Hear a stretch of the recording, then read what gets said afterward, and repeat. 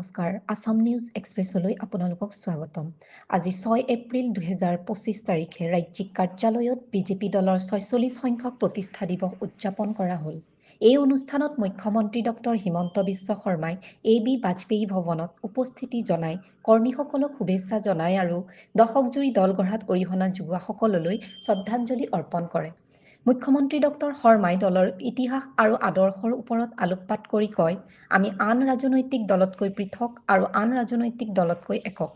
ভাৰতীয় জনতা পাৰ্টীয়ে দেশ আৰু ৰাজ্যৰ উন্নয়নৰ বাবে সদায় অগ্ৰণী ভূমিকা লৈ আহিছে।